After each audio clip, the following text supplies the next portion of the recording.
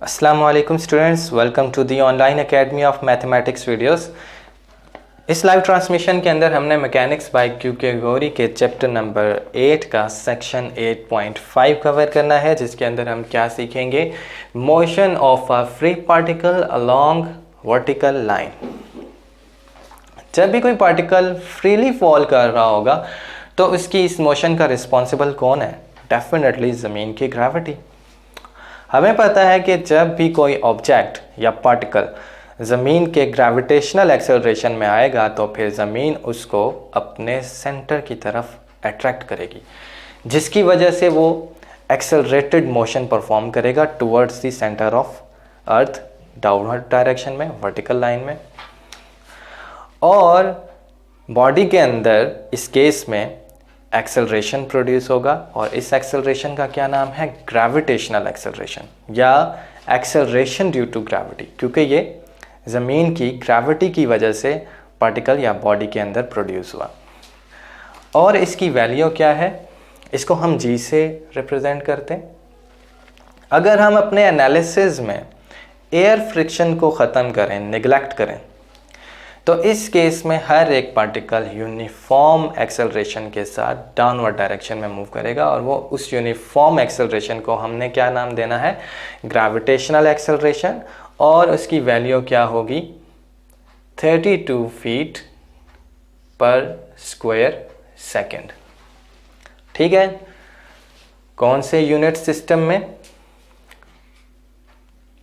Feet, pounds and seconds.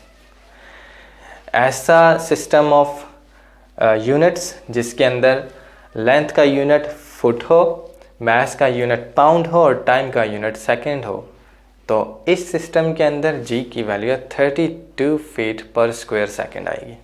ठीक है, या तो इसकी वैल्यू क्या होगी? 9.807 मीटर पर स्क्वायर सेकेंड। ठीक हो गया, length KG second unit system में। ठीक है, और इसके अलावा 981 सेंटीमीटर पर सेकेंड स्क्वायर, ये CGS सिस्टम में।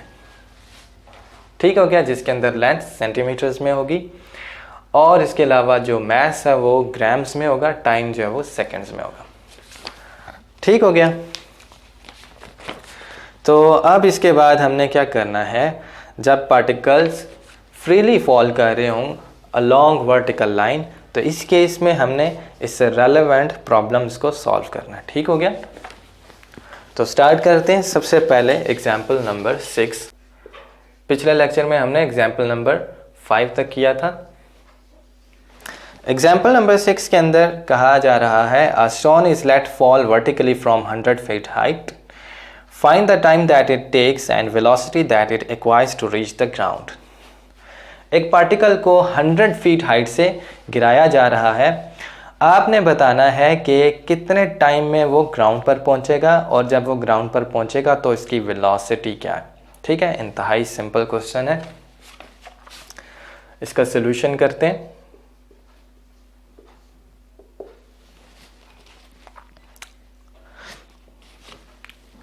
v square minus u square is equal to 2ax होता है according to the second equation of motion. v जो है वो आपकी फाइनल वेलोसिटी है, यानी कि ये वो वाली वेलोसिटी है जब पार्टिकल ग्राउंड पर पहुंचेगा। u जो है ये इसकी इनिशियल वेलोसिटी है।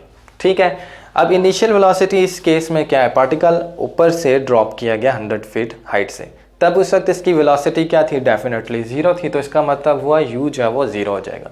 ठीक है, और ये वर्टिकली ड्रॉप किया गया है, तो इस केस में जो एक्सेलरेशन है वो क्या कहलाती है? हमें पता है, दिस इज ग्रेविटेशनल एक्सेलरेशन। तो हम a को किस से रिप्लेस कर देंगे? g के साथ। ठीक है, तो हम लिखेंगे कि here v is the final velocity that is required and u is equal to the initial velocity that is equal to 0 and a is equal to g।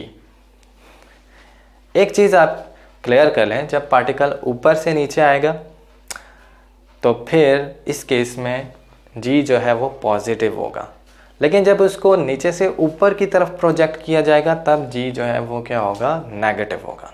वो नेगेटिव एक्सेलरेशन इसलिए होगा कि जब नीचे से ऊपर की तरफ जाता है तो पार्टिकल की वेलोसिटी डिक्रीज होना शुरू हो जाती है, जिसकी वजह से उसके अंदर डीसेलरेशन प्रोड्यूस होता है, यानी नेगेटिव एक्सेलरेशन। और इसी वजह से हमें जी की वैल्यू -32 फीट पर स्क्वायर सेकेंड रखना पड़ती है। ठीक हो गया। तो इस केस में ये क्या होगा, जी पॉजिटिव रहेगा। कितना होगा, 32 फीट पर स्क्वायर सेकेंड्स।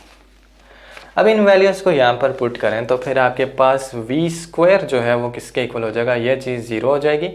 2g x जो है वो आपके पास कितना है, कितनी हाइट से उसको ड्रॉप किया गया, 100 फीट।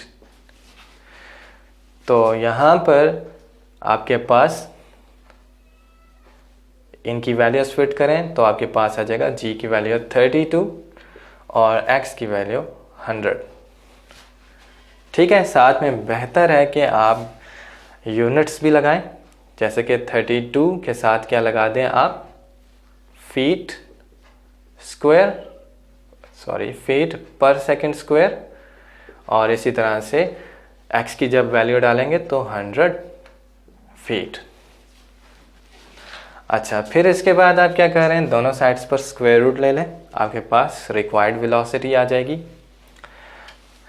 ये सारा किसके इक्वल हो जाएगा, 32 2 64, फिर ये 100 के साथ मल्टीप्लाई हो गया तो 6400 फीट स्क्वायर पर स्क्वायर सेकंड। ठीक हो गया। तो जब आप इसका स्क्वायर रूट निकालेंगे तो फिर ये कितना हो जाएगा, 80, और फिर फीट और सेकंड का स्क्वायर रूट सेकंड। तो ये आपकी रिक्वायर्ड वेलोसिटी है जिसके साथ आपका स्टोन ग्राउंड पर पहुंचेगा। जब ग्राउंड को स्ट्राइक करेगा तो उस मोमेंट पर इसकी वेलोसिटी कितनी हुई होगी, मैक्सिमम वेलोसिटी 80 फीट पर सेकंड। तो ये इसका आंसर हो गया। अब इसके अलावा हमें कहा गया कि कितना टाइम लगा during the course of the motion of stone. तो वो निकालने के लिए आपको क्या करना पड़ेगा, फर्स्ट इक्वेशन का यूज़ कर लें या तो एक्सेलरेशन का फॉर्मूला यूज़ कर लें। तो फर्स्ट इक्वेशन यूज़ करें। Using first equation Vf is equal to, Vf तो हमारा V है, is equal to initial velocity plus AT। ठीक है, वैल्यूज डालें, A की जगह यहाँ पर क्या होगा, ठीक है, तो ये डाल दें इसकी वैल्यू, और u की भी वैल्यू डालें और v की भी वैल्यू निकालें जो अभी आपने निकाली है।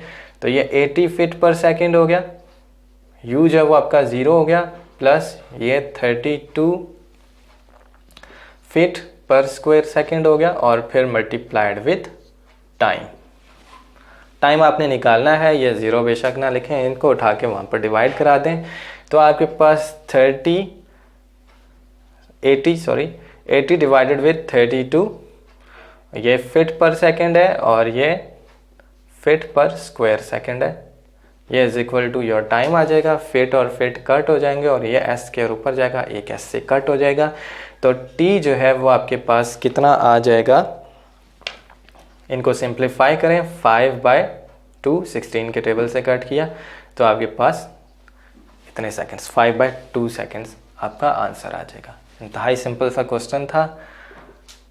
इसके बाद अगला क्वेश्चन करते हैं जो कि काफ़ी इम्पोर्टेंट है। एग्जाम्पल नंबर 7 के अंदर आपसे कहा जा रहा है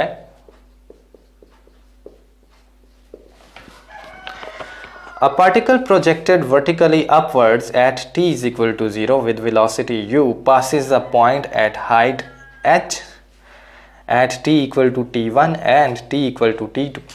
Show that t1 plus t2 is equal to 2u by g and t1 t2 is equal to 2g by 2h by g.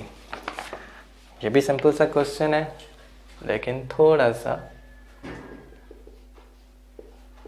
Tough है पिछले क्वेश्चन के मुकाबले में।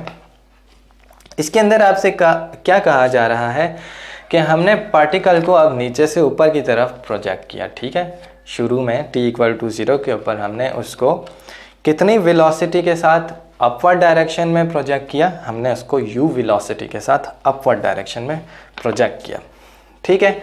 और फिर जब वो ये आपका ये ग्राउंड, आपने यहाँ से नीचे इसको क्या किया, प्रोजेक्ट किया।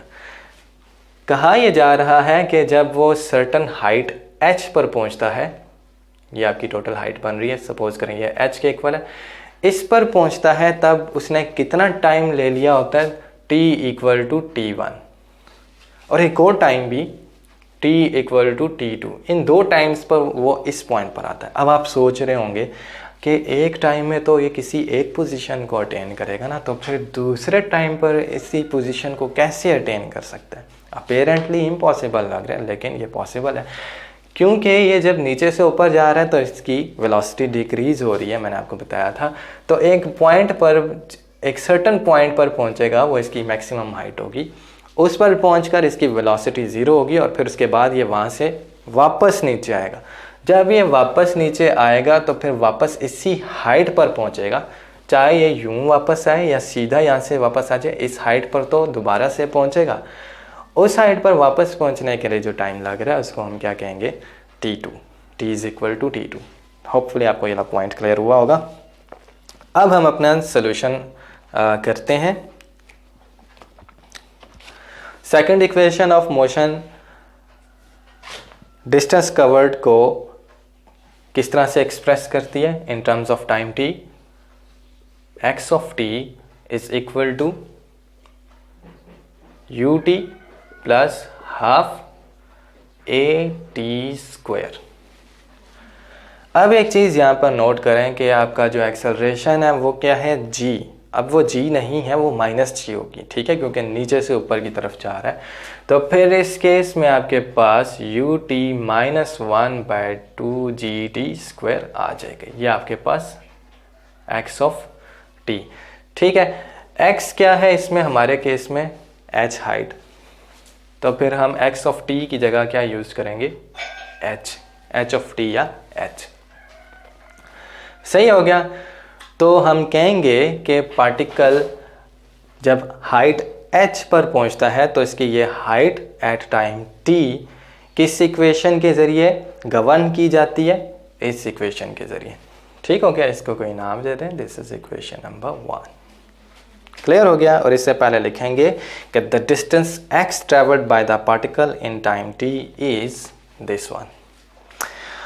अच्छा, फिर उसके बाद when the particle is at height h then h is equal to this one। अब इसके बाद एक चीज़ नोट करें, अगर आप t को वेरिएबल ट्रीट करें तो फिर ये इक्वेशन क्वाड्रेटिक इक्वेशन बन जाती है इन t, ठीक है। और ये क्वाड्रेटिक इक्वेशन है, हमें पता है इसकी कितनी रूट्स होती हैं, 2 रूट्स होती हैं। तो इसका मतलब हुआ चूंकि ये quadratic equation in time t थी तो टाइम t की 2 रूट्स आएंगी, ठीक है। एक का नाम हम t1 रख लेंगे और दूसरे का नाम t2 रख लेंगे, ठीक है। तो यही वो 2 रूट्स हैं जो हमें इस टाइम में रिक्वायर्ड हैं, जो यहाँ पर अपीयर हो रही हैं, t1 और t2। तो हम क्या करेंगे कि इस इक्वेशन को क्वाड्रेटिक फॉर्म में लिखेंगे, standard form of equation, standard form of quadratic equation में, और फिर इसको हम क्वाड्रेटिक फार्मूला यूज़ करते हुए सॉल्व कर लेंगे। क्लियर हो गया। तो यहाँ से आप क्या करेंगे, इस 2 को पहले सबके साथ मल्टीप्लाई करें, 2h, ठीक हो गया। फिर इसको भी 2 से मल्टीप्लाई किया और दूसरी साइड पर शिफ्ट कर दिया तो -2ut, और फिर इसको भी आप दूसरी साइड पर शिफ्ट कर देंगे 2 से मल्टीप्लाई करने के बाद, तो यहाँ पर gt स्क्वायर आ जाएगा। ठीक हो गया। अब इसको आप standard form of quadratic equation के साथ कंपेयर करें तो आपके पास यानी कौन सी होती है, ax² plus bx plus c is equal to 0 where a must not be 0।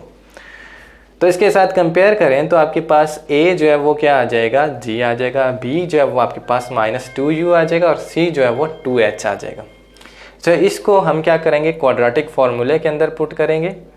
यहाँ पे क्वाड्रेटिक फार्मूला अप्लाई करेंगे तो x की रूट्स आएंगी, यहाँ पे क्वाड्रेटिक फार्मूला अप्लाई करेंगे तो t की रूट्स आएंगे, because it is quadratic equation in t। तो अप्लाई करें x equal to -b plus minus (b²) -4ac divide with 2n। Apply करें यहाँ पर तो आपके पास क्या आ जाएगा, 2u प्लस (2u का स्क्वायर यानी 4u² 4AC यानी 8GH डिवाइडेड विद 2A यानी 2G। दो रूट्स आ रही हैं, एक प्लस वाली और एक माइनस वाली, तो हम इनमें से एक रूट का नाम T1 कर देंगे और दूसरी रूट का नाम T2 कर देंगे, और यहाँ पर हम पहले मेंशन करेंगे कि हम ऐसा कर रहे हैं। तो फिर T1 जो है आपके पास क्या आ जाएगा, 2U plus square root 4U square minus 8GH divided with 2G, और इसी तरह से T2 जो है वो किसके इक्वल आ जाएगा, 2U minus square root 4U square minus 8GH divided with 2G। Prove आपने क्या करना है, आपने प्रूव ये करना था कि T1 plus T2 is equal to 2U divide with G। इसी तरह से जब आप T1 T2 को मल्टीप्लाई करेंगे तो फिर आपके पास 2H/G आएगा, आपने ये प्रूफ करना है।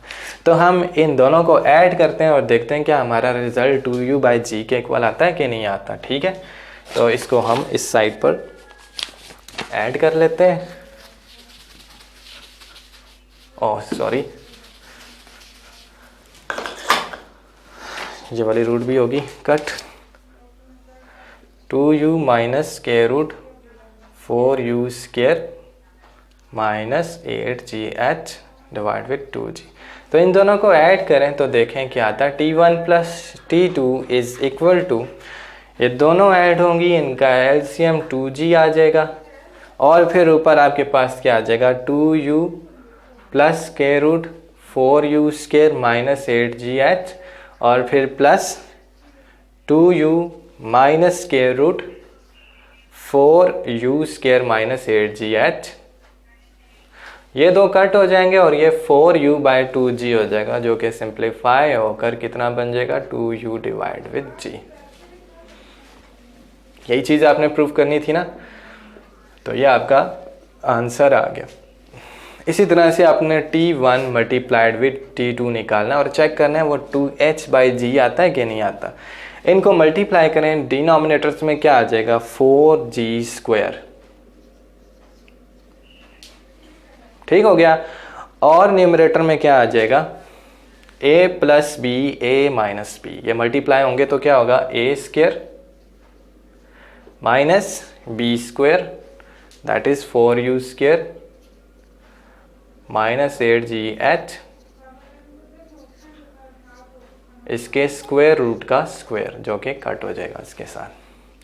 तो पीछे आपके पास क्या रह जाएगा, ये 2U² और ये सॉरी ये 2U का स्क्वायर था, गलत हो गया,